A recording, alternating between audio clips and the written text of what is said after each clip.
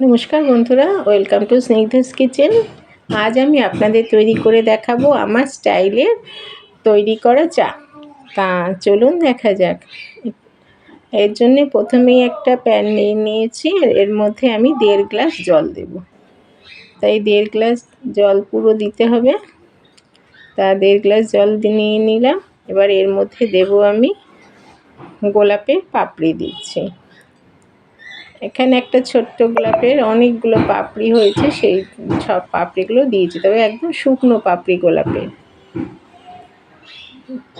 তো এরকম শুকনো পাপড়ি দিলাম গোলাপে, তার মধ্যে দিলাম গোলমরিচ।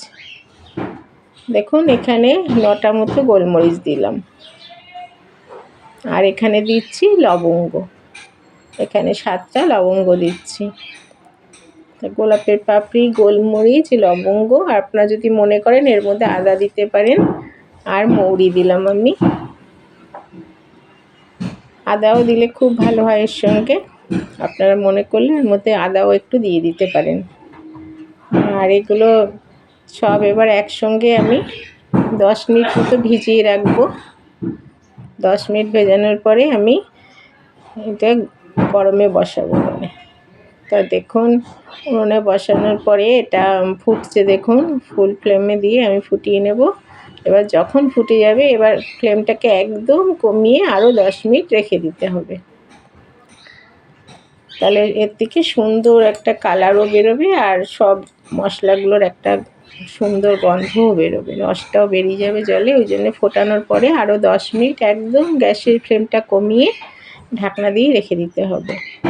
তো বন্ধুরা, এইভাবে আমি রোজ সকালের চাটা বানালাম। আর আপনারা যদি মনে করেন এইভাবে বানাতে পারেন, এটা শরীরের পক্ষে ভীষণ উপকার। এর মধ্যে চা পাতা দিতে হবে না। তা আমি তাই জন্য আপনাদের সঙ্গে শেয়ার করলাম যে আমার সব বন্ধুরা মনে করলে এইরকম ধরনের চা বানিয়ে আপনারা খেতে পারেন। তাতে গ্যাস অম্বলও হবে না, আর আপনি সুস্থ থাকবেন। তো চলি বন্ধুরা, টাটা বাই। আমার তৈরি এই চা আপনাদের কেমন লাগলো তা আপনারা আমাকে লাইক, শেয়ার ও কমেন্ট করে অবশ্যই জানাবেন। আর আমার রেসিপি যদি আপনাদের এটা ভালো লেগে থাকে, তাহলে আমার চ্যানেলটিকে সাবস্ক্রাইব করবেন আর পাশে থাকা বেল আইকনটিকে ক্লিক করবেন। তো চলি বন্ধুরা, আপনাদের সঙ্গে আবার দেখা হবে অন্য কোনো দিন সুন্দর অন্য কোনো রেসিপি নিয়ে।